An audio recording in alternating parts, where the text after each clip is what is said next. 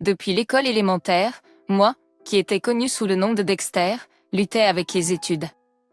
Une fois devenue étudiante du secondaire, je voulais me graduer le plus rapidement possible. Décider de ne pas poursuivre l'université a été une décision précoce. Je ne trouvais aucun sens à étudier à l'école, sauf pour les arts manuels, l'art, l'éducation physique et, bien, le dîner. Endurer des choses que je ne voulais pas faire était une pure douleur. Au lieu de cela, je voulais commencer à travailler tôt pour acquérir le jeu de compétences nécessaires. Mon nom, Dexter, m'a été donné par mon père, un charpentier. Apparemment, il croyait qu'avoir des compétences empêcherait une personne de mourir de faim. Je l'ai entendu de ma mère. Je ne lui ai jamais demandé l'origine de mon nom. Il est décédé d'un cancer lorsque j'étais au 2e grade de l'école élémentaire. Cependant, il me semble juste de dire que le nom correspond à la personne. Depuis mon jeune âge, j'étais doué de mes mains. Je trouvais incroyablement amusant de changer la forme des choses dans mes mains à volonté.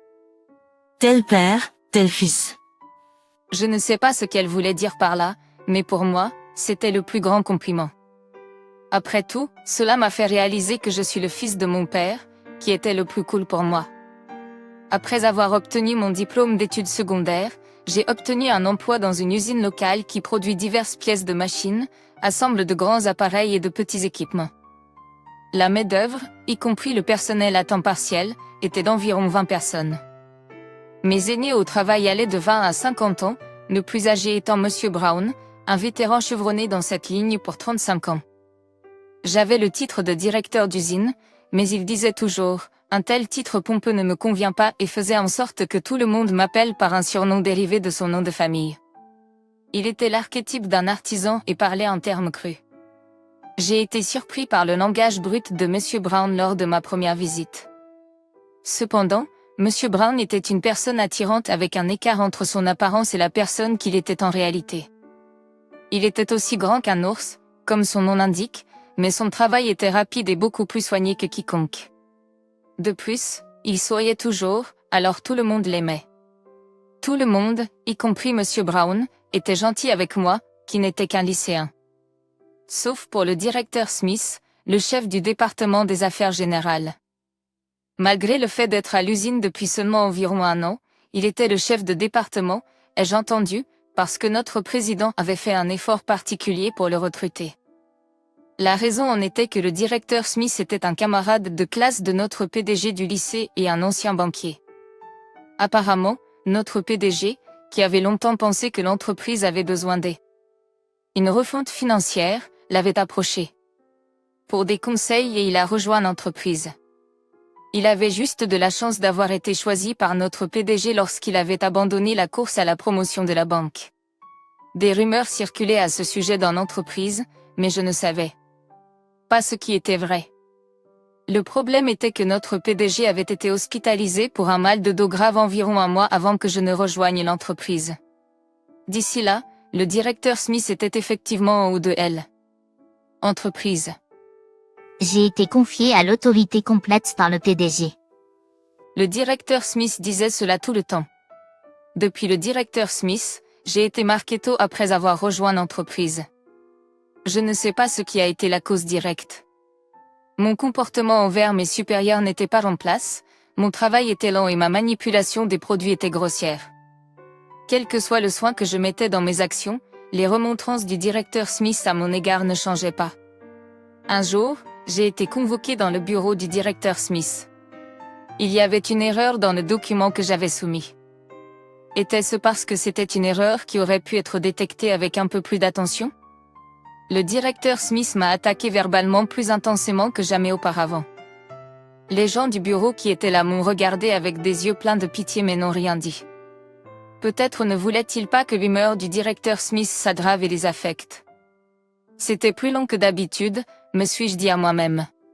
Nous ne pouvons pas prendre un employé comme vous, qui a très peu contribué à l'entreprise. Lors de notre prochain voyage d'équipe, nous ne pouvons pas laisser l'entreprise complètement sans surveillance, alors cela fonctionne.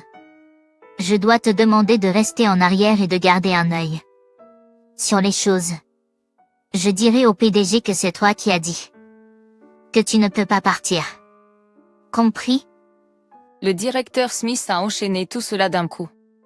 C'était une tradition de longue date dans notre entreprise de se rendre dans des sources chaudes pour la détente le dernier week-end du mois fiscal. Bien sûr, toutes les dépenses étaient couvertes par l'entreprise.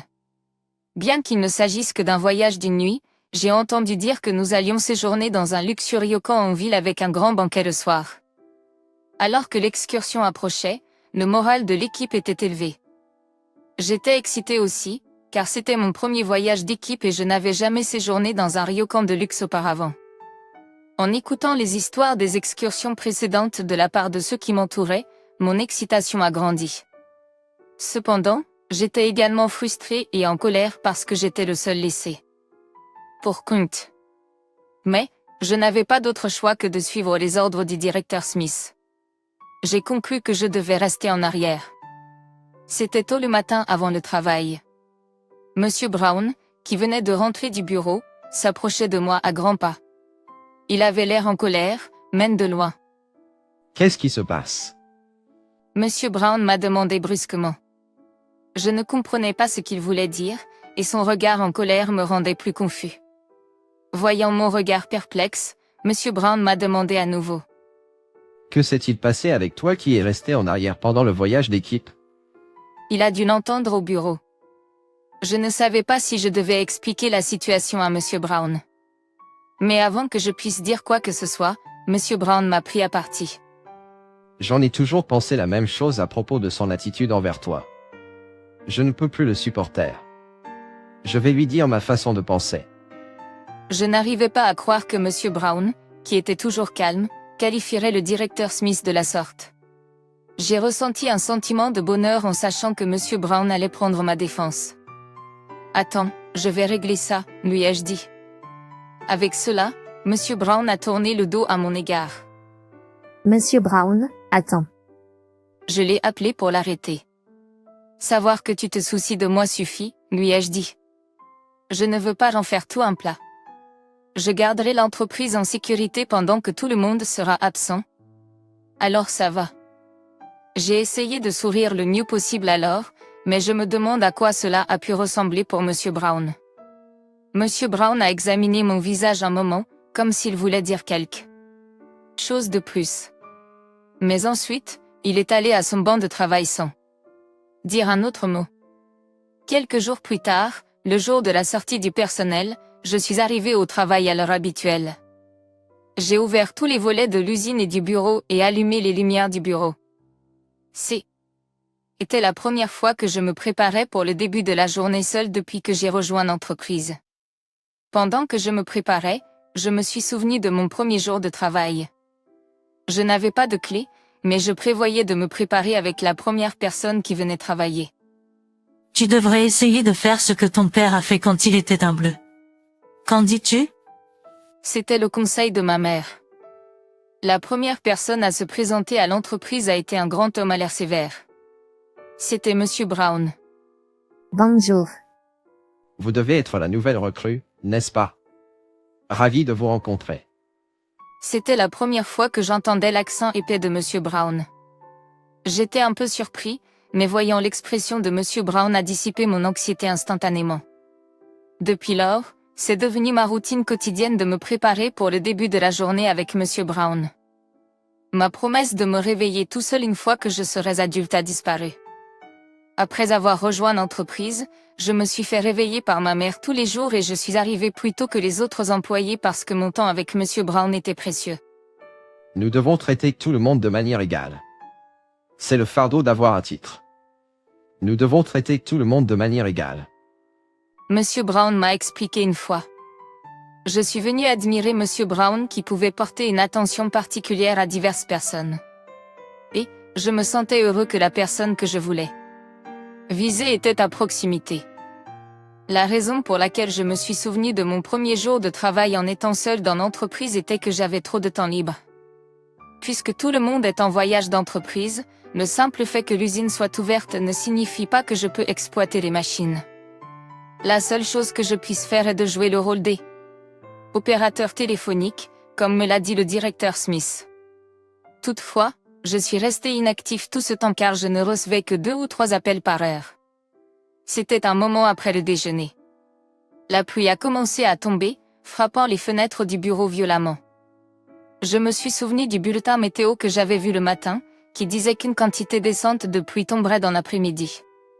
C'est inhabituel, c'est en fait précis pour une fois. Fait ses propres prévisions mais se trompe souvent, il est donc souvent taquiné par l'animateur. De plus, il faisait beau le matin. Comme d'habitude, l'animateur critiquait la prévision du prévisionniste météo dans l'émission. Je n'ai pas non plus pensé que le temps allait s'effondrer autant. En écoutant le son de la pluie, je me suis rendu compte de quelque chose. Des boîtes en carton pour le stockage des produits d'un gros contrat avaient été livrées hier. Le problème était leur emplacement. Comme le contrat avait été décidé à la dernière minute, l'entrepôt était plein et ils avaient été placés temporairement à l'extérieur. Même s'il y avait une veille, il était clair que le carton deviendrait inutilisable sous une pluie aussi forte. Je me suis soudainement inquiétée et suis allée à l'entrepôt parce que je me souvenais qu'il y avait des bâches. Si je pouvais tout couvrir, je pensais pouvoir empêcher l'humidité de pénétrer dans une certaine mesure. Cependant, même une seule bâche était beaucoup plus lourde que je ne l'avais prévu. Je ne pouvais en transporter que 2 au maximum à la fois. J'ai posé les bâches que je transportais sur les boîtes en carton. Cependant, cela ne se passait pas bien parce que j'étais seule. De plus, la pluie continuait. Pourquoi est-ce que cela arrive? J'ai continué à travailler en étant presque en larmes. C'est à ce moment-là que cela s'est produit. Je vais t'aider. Soudain, quelqu'un a appelé derrière moi. Qui es-tu? Je n'avais pas le luxe de poser des questions oisives. La priorité était de couvrir les cartons avec des bâches. Nous avons pu couvrir toutes les boîtes en carton avec des bâches. Avons-nous réussi à minimiser les dégâts, par hasard? Il avait l'air d'avoir environ 30 ans. L'homme a demandé « Ah, merci beaucoup. Je me suis incliné profondément pour le remercier. Non, non, tu n'as pas besoin de me remercier. Je transmettrai tes remerciements à mon père. » Quelque chose dans son sourire me semblait familier, mais je ne pouvais pas mettre le doigt dessus. Quoi qu'il en soit, la priorité était de trouver un abri contre la pluie torrentielle, même si nous étions trempés jusqu'aux os. Je l'ai invité au bureau. J'ai eu de la chance de trouver une serviette dans le bureau et je l'ai donnée à l'homme pour qu'il sèche ses cheveux. Le travail sous la pluie m'avait refroidi jusqu'aux os. Il devait probablement ressentir la même chose. J'ai allumé le chauffage de bureau. Nous nous sommes tous les deux déshabillés pour faire sécher nos vêtements sur une chaise. J'ai fait du café instantané et je l'ai remis à l'homme. Je m'appelle Michael Johnson. Mon père, je veux dire, le PDG, il parle de vous tout le temps. Il y avait quelque chose de sincère dans notre conversation. Peut-être que le fait de nous déshabiller jusqu'à notre sous-vêtement avait-il éliminé toute gêne. C'est là que j'ai compris. La raison pour laquelle cet homme me semblait si familier. Johnson est le nom de famille du PDG. Je me souviens avoir entendu dire que le seul fils du PDG, qui était allé au Royaume-Uni pour obtenir un MBA, allait bientôt rentrer chez lui. Apparemment, il était venu directement à l'usine en rentrant chez lui. Michael avait appris de son père que tout le monde serait en voyage d'entreprise ce jour-là. Malgré cela, il avait remarqué que les lumières du bureau étaient allumées, mais qu'il n'y avait personne à l'intérieur. Ensuite, il a aperçu quelqu'un qui se dirigeait vers l'usine. Curieux, il est sorti et m'a vu travailler sous la pluie. C'est à ce moment-là qu'il a décidé de m'aborder. Au fait, pourquoi êtes-vous ici aujourd'hui? Michael m'a demandé. Je n'étais pas sûr de devoir lui dire la vérité ou non. Il a probablement senti mon hésitation à travers mon expression. Mon père, ou plutôt, le PDG, a été informé de votre situation par Monsieur Brown. Il était inquiet pour vous et m'a demandé de vous offrir des conseils lors de mon retour. C'est à ce moment-là que j'ai découvert que Monsieur Brown, comme le PDG et le directeur Smith, était également un camarade de classe du lycée. Cela expliquait pourquoi Monsieur Brown avait été si en colère le jour où je n'avais pas pu faire le voyage d'entreprise et pourquoi il m'avait appelé cet homme.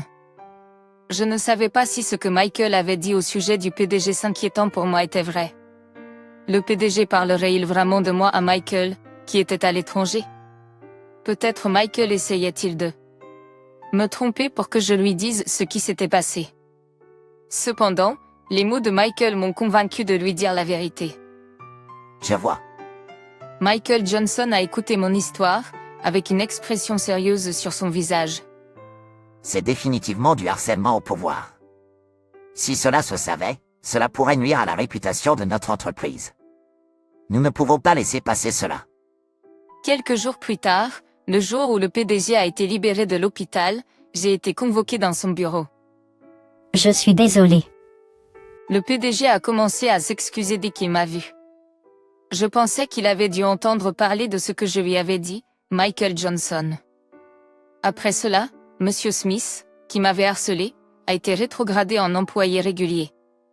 La seule raison pour laquelle il n'a pas été renvoyé, c'est qu'il a montré un profond repentir, et parce qu'en tant que ancien banquier, ses connaissances financières ne sont pas égalées dans l'entreprise et sont nécessaires pour toute entreprise. Je suis reconnaissante pour leur réaffectation car elle me permet de continuer à faire le travail que j'aime, entourée des gens que je chéris, au moins pour l'instant. Cependant, je m'adapte toujours au changement, car je suis maintenant appelé formellement monsieur par Monsieur Smith, ce que je trouve un peu trop.